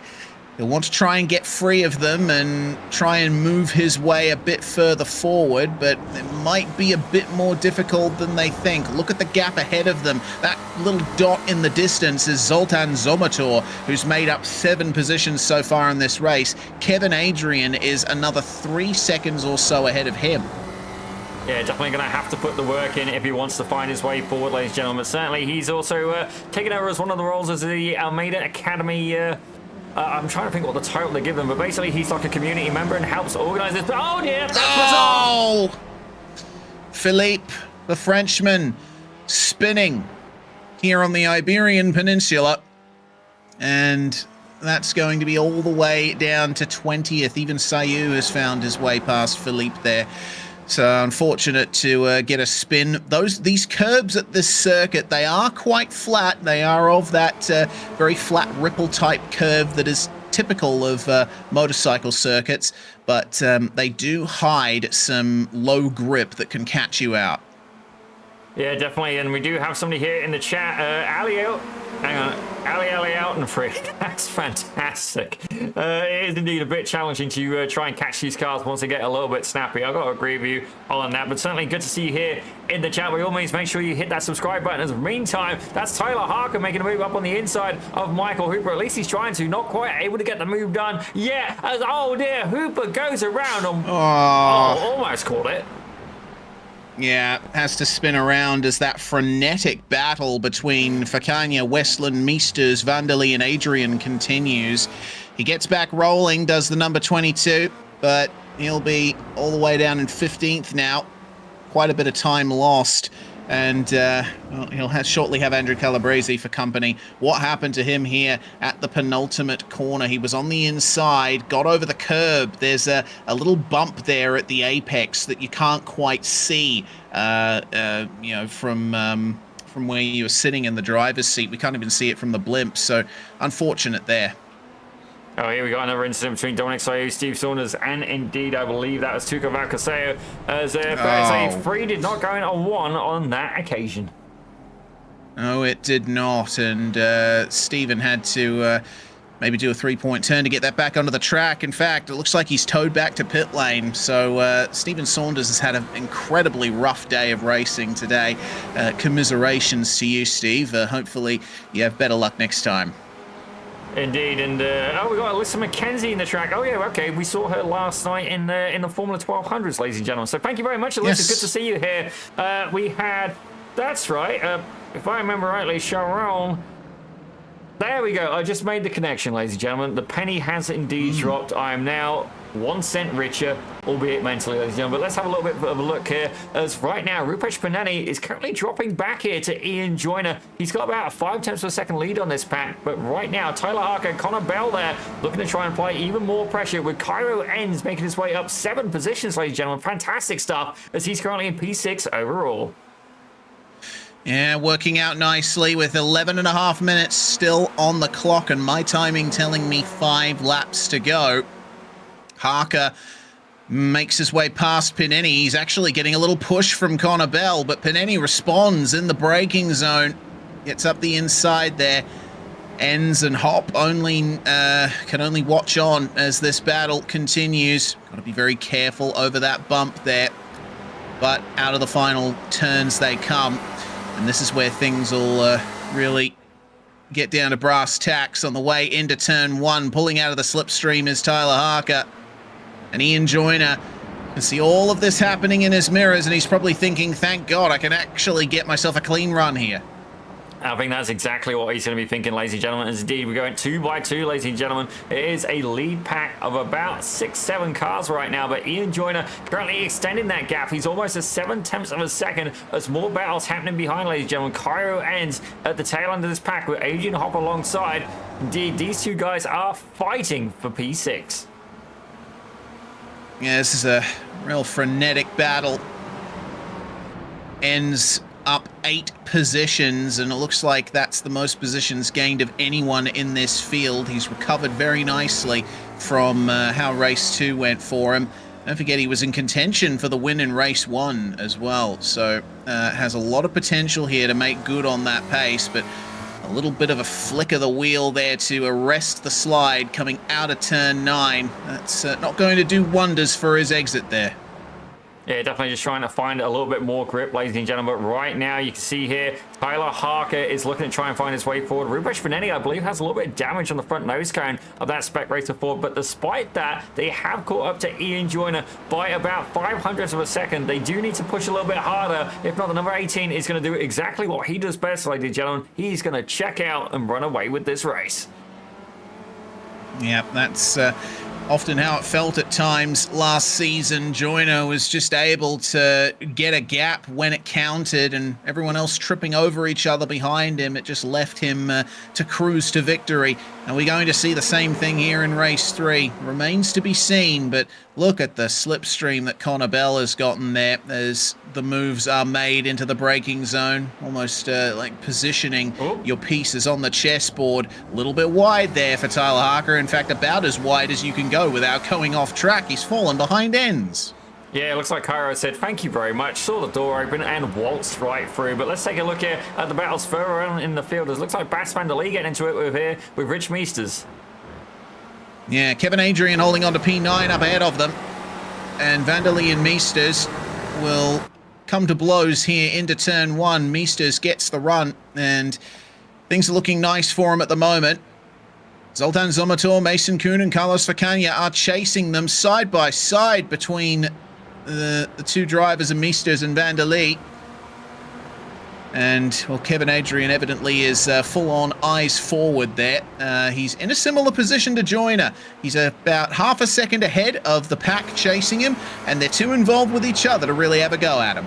Yeah, that's definitely what you want to see, ladies and gentlemen, as Rich Meesters goes into that corner really hard. And I thought for a second that he'd overshot, but actually managed to stay there with Kevin Adrian, carried in an absolutely monumental amount of speed there. But it looks like we've got more battles further back, ladies and gentlemen. Luca Valcaseo having a battle here with Philippe Masson. Yes, two drivers who have been rather embattled today.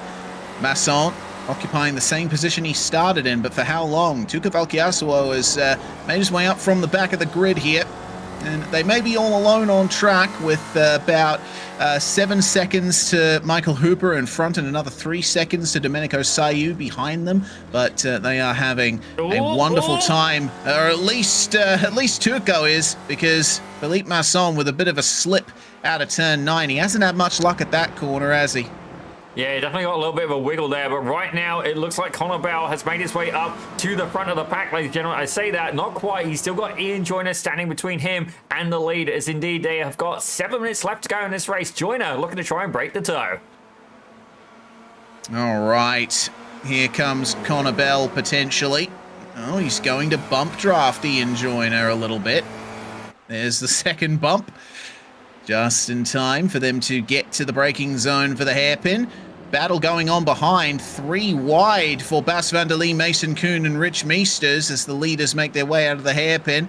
Have a look at this. This is a great battle. Kevin Adrian got a slowdown just a few moments ago. And, he gets a tap from Carlos Vacagna for his troubles as well. Side by side between van der Lee and Meesters again. Those guys can't seem to shake each other off. Mason Kuhn has made his way to the front of this pack, and it looks like he's going to stay there.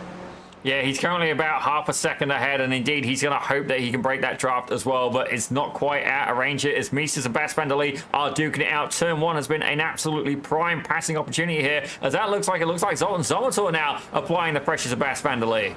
Kevin Adrian as well, he just got absolutely mugged. Yeah, that was quite a drop there from Bas van der Lee.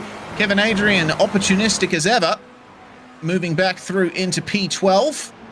Will he see any chance of getting past Zomator, Meesters, and Kuhn here to round out that top 10? Still 5.5 minutes remaining.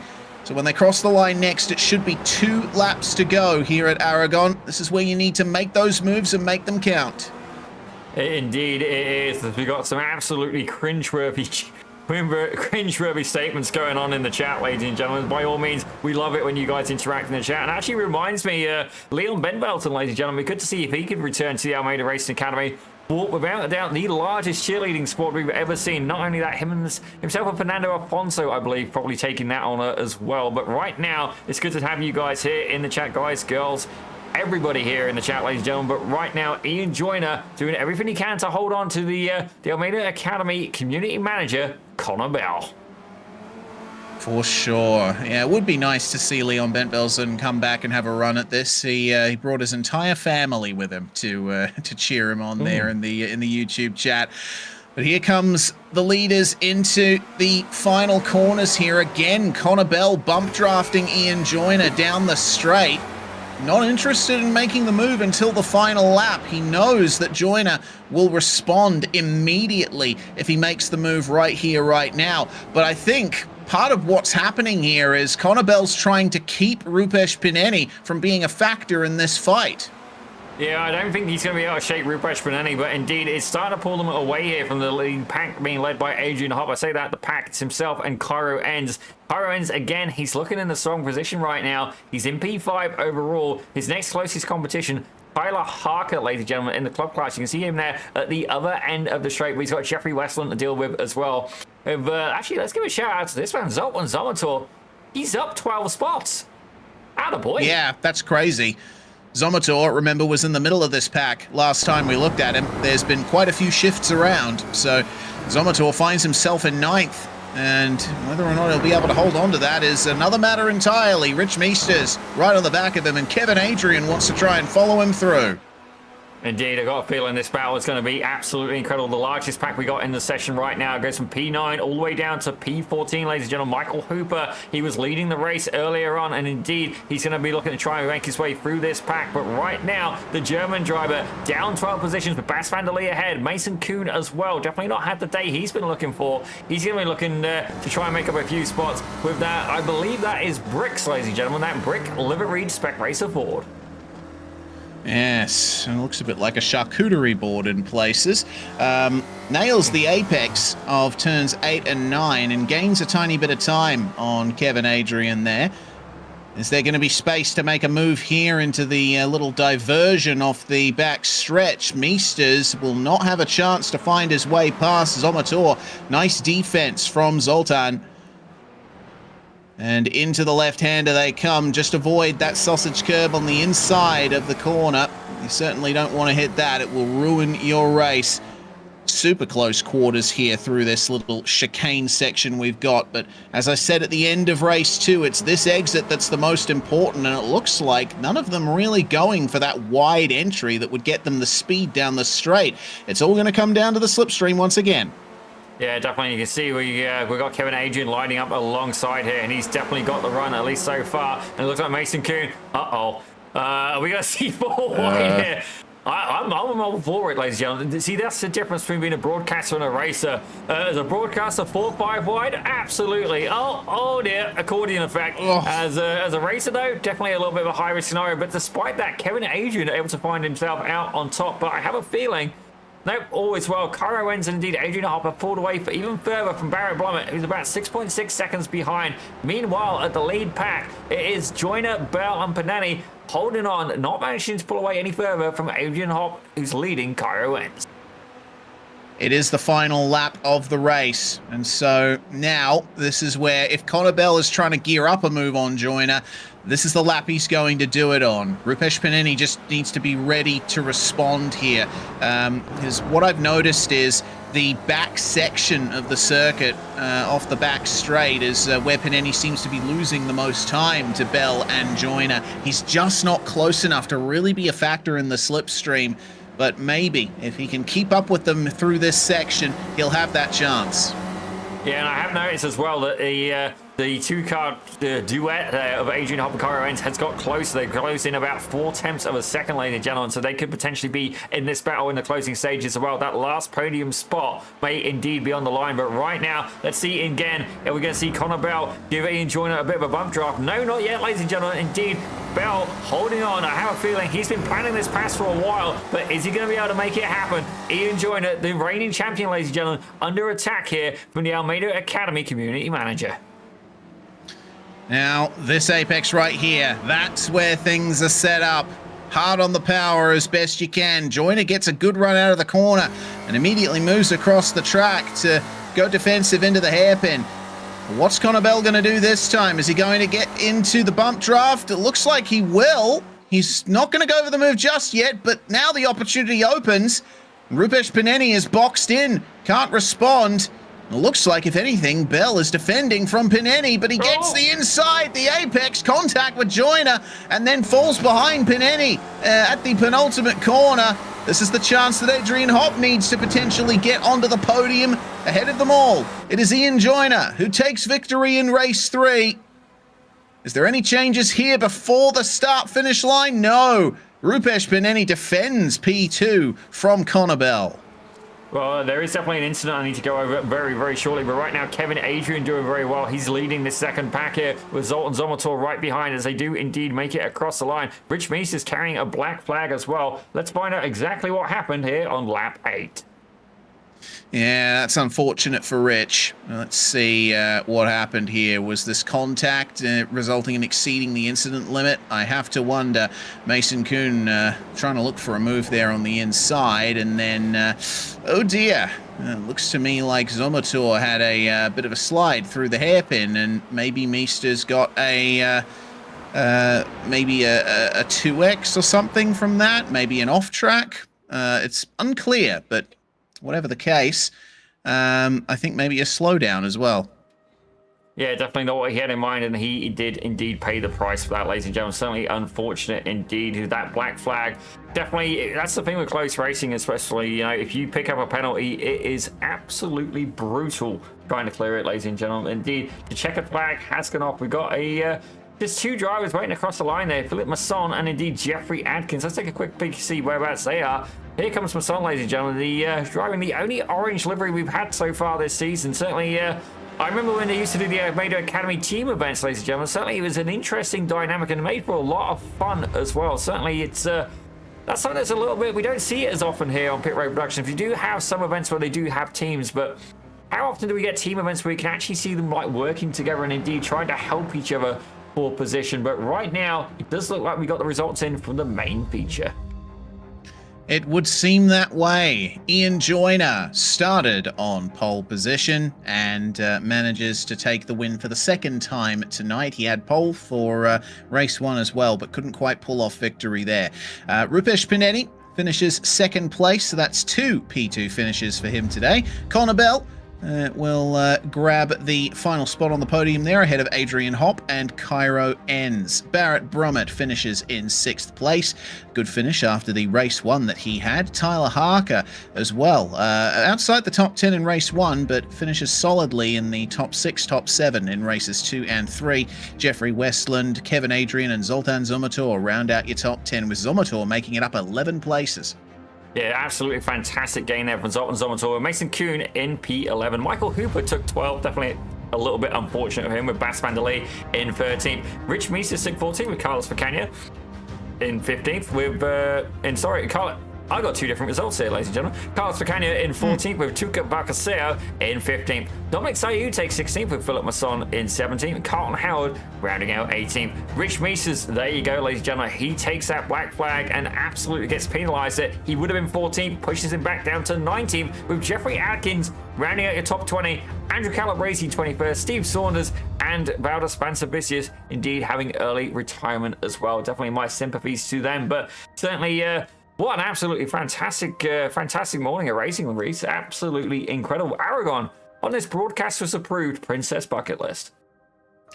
Yeah, a fantastic finish to the racing today, and it was non-stop action all the way through. Fantastic to see. It would appear we are joined by what we can call our round winner here, Ian Joyner, now with us. Congratulations on the results, Ian. Aragon certainly turning it up today. Looked like a track that afforded a lot of opportunities for close passes. Yeah, it's loads of fun to race. Really tough. So many opportunities for people to get side by side. The back straight and breaking into that hairpin was super scary every time. It's so easy for someone to make a lock up behind and come into you. Very difficult. So the corner's so tight, really hard to go around there side by side. So it's almost every time you get through there in one piece, it was a good news. But yeah, it was a fun track. Yeah, it's really good to finish with a win. I'm still like the first one was so tough and didn't go great, but yeah, the next 2 went pretty well, so it was good. Yeah, I think with those results and also Mason Kuhn falling by the wayside in race 3, it could be a good potential leg up for you in the championship. Things are getting a little bit closer up the top of the standings, but we do have still a bit over half the season left to run. Still early days, I reckon. Yeah, it's a long season. It was nice to get the win in the feature. The points are heavily weighted towards the feature. And I've had a few go wrong for one reason or another, so it's nice to get that done. It's just fun being out there, really. It's a lot of fun practicing with the academy this week. Yeah, it's just a great track. Lots of things about it. Loads of different corner types, and really good for practicing wheel to wheel compared to. I keep calling it Montreal, but Circuit Gilles Villeneuve was. I'd say sort of equally hard, but just really different. But it's sort of easier to race on this because you haven't got those sort of really tight chicanes to find your way through. But the curbs here, the serration on them can make it very difficult to use. Plus we've got a bit of low sun at the end as well, which always makes it a little tricky to spot your braking points. Yeah, indeed it does. But regardless, it is 2 wins on the board for you here at round number 5, Ian. Thanks very much for joining us. Congratulations on your results. Hopefully we'll see you again next week. Thanks, Reece. See you then. Ian Joyner there, and the next to join us, Zippy, appears to be Cairo Ends. Well, Cairo, what an absolutely incredible day for yourself. Certainly, it's been a little bit of a roller coaster here at Aragon, but tell us a little bit about how it went from your point of view. Certainly, race 1, you was looking like you could potentially get an outright win here in the Almeida Academy. Yeah, it was really good. Barrett was very helpful with giving me the draft and qualifying, got me all the way up to P4. That got me really excited. Basically, just tried to stick with some of the fast guys who were pushing me in and see what I could make out of it. And I found a few spots where they started fighting and just took advantage of it, and it seemed to pay off pretty well. Just, I think it was 1 or 2 minor mistakes on my part that messed it up, and that was about it. Second race was a bit of a mess, but pulled it back for race 3 and for a class win, and it feels good. Yeah, definitely able to score in a good collection of points today. Obviously, the M-Class points leader currently away, so you definitely made rain while the sun shines. You don't make rain while the sun shines, you make hay while the sun shines. You can roast me for that one, ladies and gentlemen. By all means, it's not the worst blooper we've ever had on Pit Road Productions. I'm sure I could top that. It won't take long. But indeed, Pyro, I gotta say, damn proud of you, buddy. Damn proud of you. Your dad, obviously here, cheering you on in the chat. We should get him in there. We should get him in the booth at the same time as you at some point. That'd be a good event there. But I gotta say, it's good to see the progress. But tell us a little bit about the academy side of things. Obviously, you're a quick guy, but your consistency seems to improve lately, and certainly you've seen the results pay off as a result. Yeah, very much changed the way that I've been approaching driving the car. Previously, I was all about pushing and making sure that I was getting to the limit as fast as possible. I've since changed that up a little bit. It's more about developing a good baseline, not necessarily pushing, but a good baseline, and then slowly working it up from there. It's a bit of a reverse from what I was doing before, where it's like push hard, sometimes over push, and end up failing. So this has helped me keep the car a lot cleaner, helped me get a lot more consistent, and yeah, just getting a better feel for the feel of the tires, sound of the tires, making sure they're at the limit, and yeah, it's been a very good past couple of months for me. Yeah, it's definitely good to see the improvement, and indeed we've seen the change come into effect. But obviously you're aware your dad's in the chat, and this is making me a little bit teary-eyed, so let's see what happens to you. But you got your dad saying there, Cairo, your mum and I are so proud of you. Yeah, I'm sure. I love them. They're amazing parents. They're very supportive in everything that I've done, and yeah, they're just 2 of the best people I know. They're amazing. Oh, ladies and gentlemen, I am not going to disagree with that, man, indeed, as I'm getting a little bit teary-eyed, and that's why we got Cairo on the camera instead of me. But I've got to say, congratulations to yourself, sir. I'm trying to think where we're heading to next week. Reece Gardner, by all means, cut me off on this one. I think it's Oschersleben. How do you feel about that track? Thank you, Reece. How do you feel about that track? Certainly, I've actually seen it a couple of times, and it's got good potential for some racing, but how about yourself? What would be your thoughts on that particular venue? If this was 3 months ago, I'd say I'm terrified. But now I'm probably going to say it's going to be interesting. It's going to be wild. T1, T2 are still going to be the problem areas, I think. There's going to be a lot of carnage, but I think with the progress I've made, as long as I can keep it clean, I think I can come up with some pretty good points. Well, certainly, Cairo, we are going to wish you the best luck, and I've got to say, I'm over the moon. It's the hardest thing watching one of your buddies, and you watch them, they got pace, and then you just watch them push that bit too hard, and I don't get quite the same level, of disappointment as you would, obviously, because I'm not driving the car, but I feel for you, and it's hard, and it's great to see that this new approach you've been doing. Indeed, the academy as well has been benefiting, and you're getting the results because we all knew you could do it. And it's great to see that you've actually managed to dial that in. So fantastic stuff. We are indeed going to have to let you go. My advice to you, sir, go give your mum and dad a call. Certainly, they deserve the full review there, and definitely give them my best. But ladies and gentlemen, able to get in a absolutely fantastic horde of podiums today. This is going to be looking good next week for the championship points in the club class. Ladies and gentlemen, driver the 117, it's Mr. Cairo Ends. Thank you guys. It's fun. Brilliant stuff from Cairo Ends today. And it would appear the final interviewee for today is Connor Bell from the Almeida Racing Academy, community manager, and getting a win on the trot here, starting all the way from the back, Connor. That looked like a monumental climb. You managed to make your way back to 8th in race 2 and grabbing the podium in race 3. A good consistent run of results.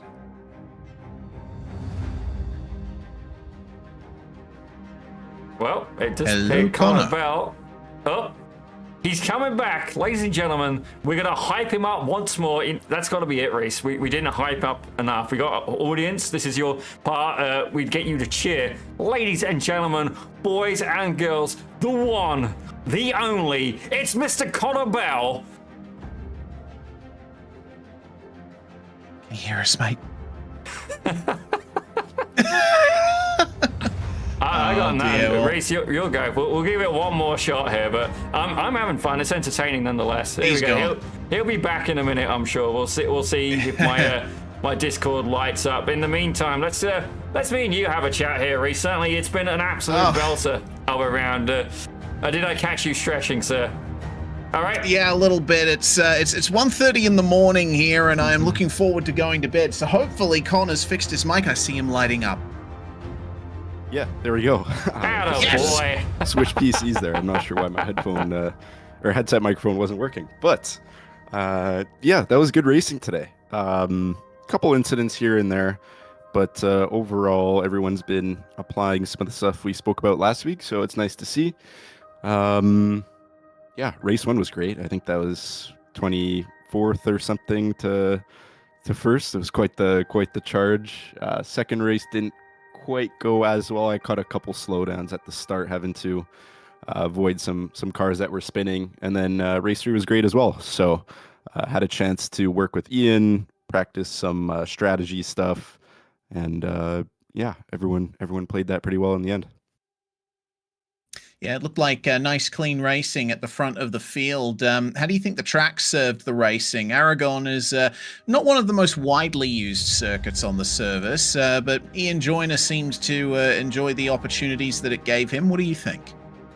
Yeah, I just bought the track yesterday, so I had no idea what it even looked like before then, other than some coaching sessions earlier in the week. So I honestly didn't think I would like it, just looking at it at first, but I think it's got to be top 10 on my favorite track list right now. I loved it. I think it produced some great racing, and even hot lapping is super fun with those fast sweepers. Absolutely. Fantastic stuff from the racing today, Connor, but all up. Another successful round down. Now we're going to be entering the second half of the season, basically the midpoint of next week's event. What are your thoughts on the season so far, and where do you see it going? Yeah, season's been going well so far. Like you guys mentioned earlier, we're pretty much halfway through. But it's been really cool seeing the improvement of everyone in the academy. I know we've spoken about this before, but the guys at the front of Top Split are running, 6K plus pace. So it's really, really impressive to see the racecraft starting to come together. Hot lapping pace is already there. So really cool to see. And we're seeing that improvement throughout all 4 splits, and particularly with the people that are coming to the workshops, attending the pit parties, watching the workshop recordings on the website, of course, the new course. So really cool to see, and I can't wait to continue to see improvement for the next 5 weeks or so. Absolutely, and all of this material and whatnot that Connor's talking about, you'll be able to access on the Almeida Racing Academy website. It's just $25 a month, and you'll be able to gain access to all this fantastic coaching material and be able to set up sessions with Connor and the other coaches at the Academy as well. Well, congratulations once again on grabbing 1 dub today, Connor. We'll see you again next round, I'm sure. Yep, thanks, guys. And it looks like that's going to bring things to an end for this broadcast here, Zippy. Aragon really turning it up. I enjoyed the time that we spent here.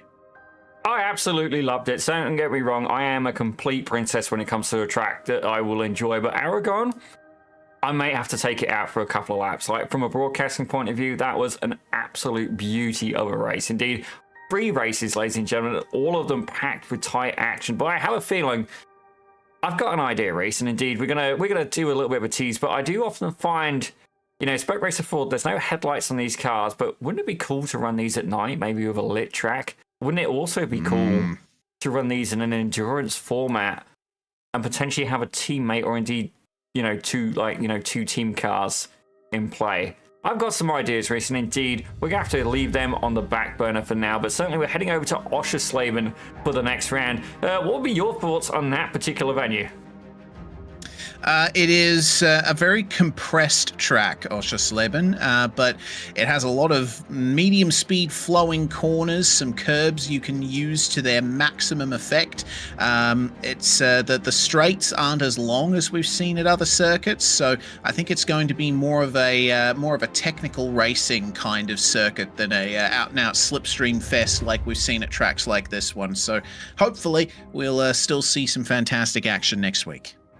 Well, ladies and gentlemen, I've got a feeling we are going to be absolutely in store for that. But my name is Daniel Zippy Salmon, and joining me in the production booth today was the one and only Mr. Reese Gardner. And again, we're going to shout out Mr. Rob Campbell as well. He was here. If we needed him, he was going to help in and produce the show for us. So we'll give him a shout out for that as well. Thank you very much, Rob. Certainly, honestly, internet service providers are the bane of a broadcaster's existence at times, and fair play to him. We've now passed the buck, and it's now his turn to go through that, but he'll be fixed a lot quicker than I will. But ladies and gentlemen, thank you very much for watching, not just on Pit Road Productions, but indeed on Swelio Almeida's channel as well. And by all means, hit the like button, hit the subscribe button, especially here at Pit Road. We are trying to chase down that 1,000 subscriber milestone. I mean, that's going to be a big deal for us. We've been going for about 2 years, and we would love it if you guys could help us on that. But that's all from us, ladies and gentlemen. Before we go out, we'll leave you with a message from Swelio, but thank you very much for watching, and we will indeed see you next week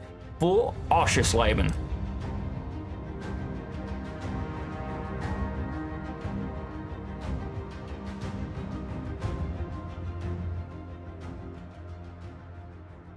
Now he's here teaching all his secrets to all these drivers. This is Almeida Racing Academy, where every champion has a starting line. The sim racer turned real world superstar, Swelio Almeida. It's Connor Bell racing in his own backyard for the very first time in the NASCAR Canada Series. The workshops helped out so much. Something about battling with somebody faster than you, it just pushes you that little bit further, and I was able to just keep developing my skill. I can kind of commit more with the exit there. That was good. If you do take sim racing seriously, it does impact your racing technique for the rest of your life. I know how the car is going to perform around these corners because the model I have in the sim. Just the benefit of sim racing when you go into real life, I don't think people quite realize it yet. You have infinite track time is the biggest factor. You are able to try so many things, and the physics that are simulated in the sim nowadays, especially iRacing, are so close to real life. Creating champions. Swelio Almeida is a master at his craft. He's outclassed a Le Mans driver, a European Le Mans Series racer. These guys are among the top 0.02% in the world. Designed to create champions. First NASCAR Canada start. First NASCAR victory for Connor Bell. Connor Bell standing on the podium here today. This is the Almeida Racing Academy 3.0. Wait a race, buddy. Wait a race.